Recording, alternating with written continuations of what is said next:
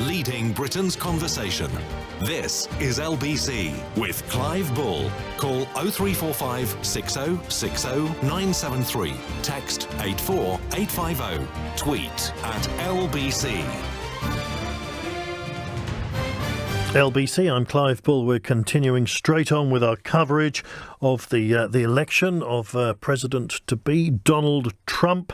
One of the biggest political upsets in living memory, if not the biggest, I would suggest. Lots of questions coming out of this. We're asking particularly why it happened.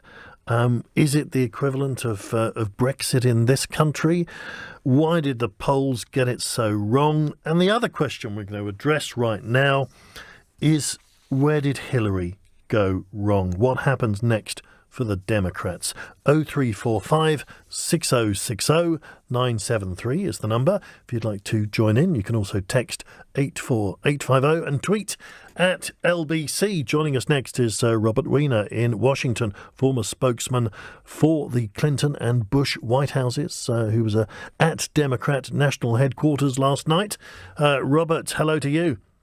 Hi, Clive. How are you? Our little foray last night as I did the election watch at Democratic National Headquarters was everybody was roused and cheering as the beginning we had 8 states to Trump's 7, and then, of course, by the end of the night it was a morgue, and it was really quite depressing. But, you know, life goes on. As I just told your producer, nobody died in my family. Well, no, but it looked like somebody had. And actually, Hillary, she looked devastated in her concession speech. She gave a very gracious and powerful concession speech. You know, all 3 major speeches since the defeat have virtually been the same.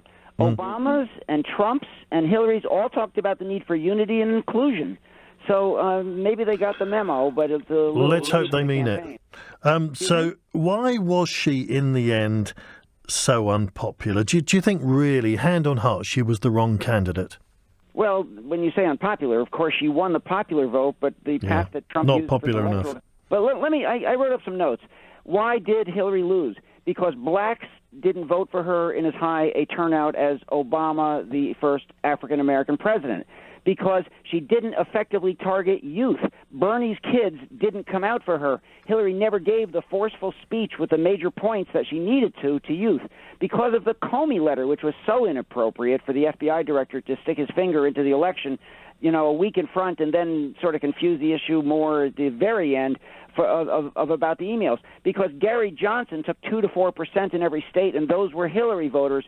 And most, to your point, Clive, she was a flat campaigner. She was not good. She herself said that she wasn't a Bill Clinton or a Barack Obama on the campaign trail, and she never could make her points forcefully, effectively, with sound bites, and cogently with enthusiasm. So are the Democrats kicking themselves, though, that, you know, up against Donald Trump, who was equally quite unpopular, you know, if you'd put anybody else up, you would have walked it. You had the wrong candidate. Well, you could say that about Trump, too. Anybody would have got... Both candidates had such enormous negatives. But what I found interesting in the exit polls was, despite the fact that people by 63 and 61% thought that Trump was not the quality for president and didn't have the temperament for president, their anger and their desire for change was 83%. So there was that 20% plus factor on the desire for change, and it was very difficult for Hillary to portray herself as change when her strongest argument was, I had 30 years of experience. And Trump was the first candidate with no political or military background. Yeah. And so what is next for the Democrats? You're going to have to find somebody who will represent change. I mean, people have been talking about Michelle Obama, but she wouldn't represent change, would she? She was very powerful on the campaign trail, wasn't she? You know, Elizabeth Warren is a very powerful person. I remember discussing with Hillary's top team, Bernie we didn't think was going to be a particular problem, but if Elizabeth Warren had run in the primary, she might have blazed through, and it might have been a serious issue. She is a very powerful speaker. So we have a bench, and we have powerful people like that. And nothing would scare the financial institutions more than the major traditional players than Elizabeth Warren, who they tried to keep out of being the Consumer Financial Agency director, and so she became a senator and ran and won, and now she's on the Financial Committee. So that's one option. But we have a lot of good players out there. I just think that this was a tragedy for the country to have a guy who dissed everybody. You remember the British Parliament had an entire day about how inappropriate, how horrible his statements were, and how they didn't want him to come over to London. There was an entire day of your Parliament having what we in the United States Congress call a special order, but you had a special day in Parliament devoted to it. And yet there he is. He's the President of the United States. Well, yes, all of which, again, makes me think, well, the Democrats have messed up here, that you should have chosen somebody else. Well, and then who? Because Biden, for all of his revisionist speaking now, and I love the guy. I was in his kitchen when he first ran for Senate, and we're friends.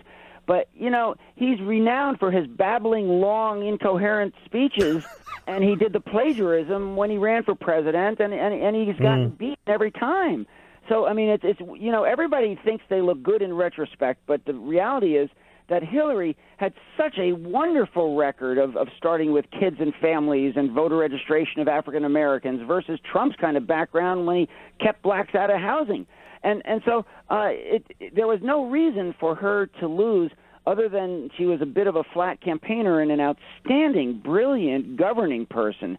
But that doesn't get you there in the campaign. No. What about Bernie Sanders then? Could he have done it?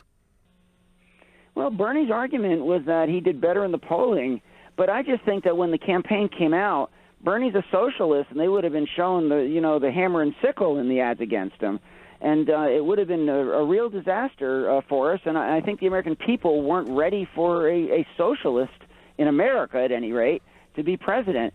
So Bernie will be the chairman of the Budget Committee. Well, he won't be chairman. Nobody's going to be chairman. He's going to be the ranking Democrat. I forgot. We didn't take the Senate because, you know what surprised people too, Clive? Trump had coattails, and everybody thought he'd be under the ticket. Yep. But he carried the Senate so that they didn't lose power and lose control of the Senate. Because people actually don't ticket split when it all is said and done. Less than 10% of people ticket split. So Trump actually carried, and now Reince Priebus, the head of the RNC, looks like a brilliant guy who will probably bring in and maybe be chief of staff. He'll bring Christie in with his legal problems and do something. He'll bring Giuliani in with the fact that Giuliani suggested somebody a long time ago to the Homeland Security who was convicted of bribery. And had to be withdrawn. I mean, everybody forgets the bad parts of all of the Trump people's baggage. Christie's got Bridgegate, which was horrible. And so now Trump gets to name his cabinet, and probably the Democrats are so nice, we're not like the Republicans, we'll probably confirm his people. And, of course, we've had all the nice conciliatory speeches today, which is what you expect and what happens. But in reality, you guys must be really angry about this and maybe fearful about President Trump? Of course. I mean, we're going to say all the right things, and you have to go forward. And even Obama is bringing him in on Thursday for a meeting of how the transition is going to work, and Hillary gave her speech today. But of course we're concerned with a guy who said Spanish are rapists, and Russia and Korea, Korea and Japan should have nukes. And Russia should go forward to Syria and his relationships with Russia. Obama said he was unfit to be president, and now he's going to be showing him around the White House. Yeah. Nobody really knows what Trump's relationship is with Putin. Trump is the guy who took out of the Republican platform. The one change that he made, Clive, was to take away blame for Russia for invading Ukraine. He took it out of the platform. This guy has deals that we still don't know about. We still don't have his taxes. All the stuff we said is true.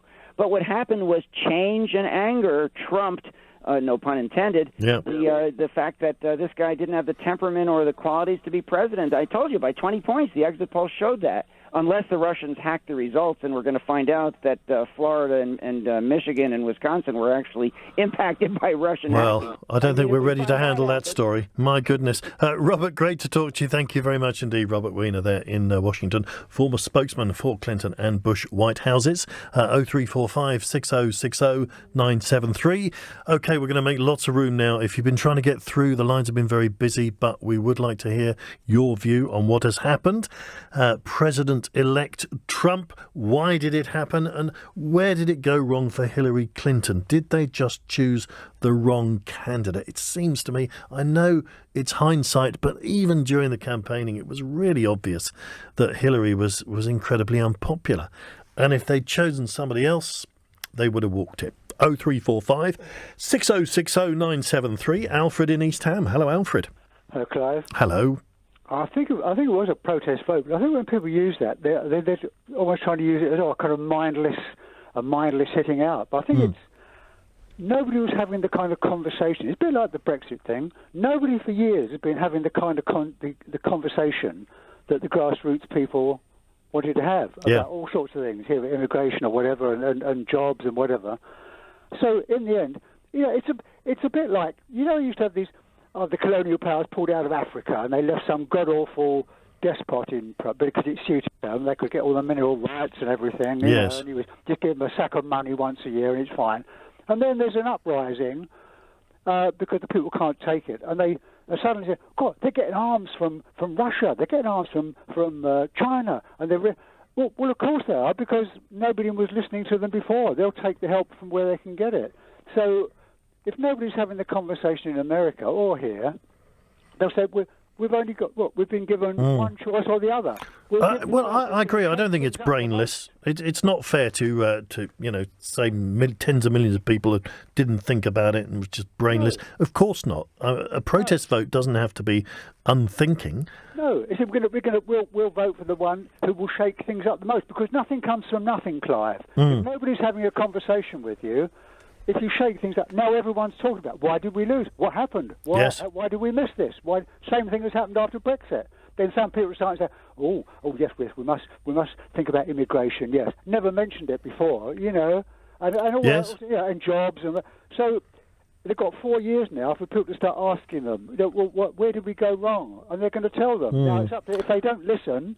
Well, the problem is, does he have any answers? We now have established some of the problems. He talks about creating jobs, solving the inner city's problems, putting up wages. How's he going to do any of that? Maybe he won't. But that's the thing. Then, but then the next time round, they might have to. The Democrats might have to raise their game. Who knows? Bernie Grant, or maybe he's got some sort of protege. I don't know. Will soften things up a bit and then come back to them, and they'll take something that. I don't know. Do you think there is? Unless they just keep shaking things up. Do you think there is a similar anger here? Yeah, I think it's different. There are different nuances. Obviously, there's America and Britain. We've got different, similar society, but different in many ways. But I think that's still the case. I think they'll see how Trump goes, and 4 years time. I don't know. In the run up to this, a lot of people were saying how frightened they were. And they were having nightmares about President Trump. Now it's happened. Are you worried? No. I think it's something that had to happen. I've got no brief for Trump or Clinton or anyone on the scene. But I think it needed to happen. A shake-up needs something. I think sometimes human life progresses by something not very shaking nice things happening. Up. No, I think you're right, Alfred. Thank you very much. 0345 6060 973 is the number. More calls coming in a moment. There's a line clear if you'd like to have your say now. 0345 6060 973. LBC, I'm Clive Bull, and it's 9:16. Let's get the travel with Andy Lake.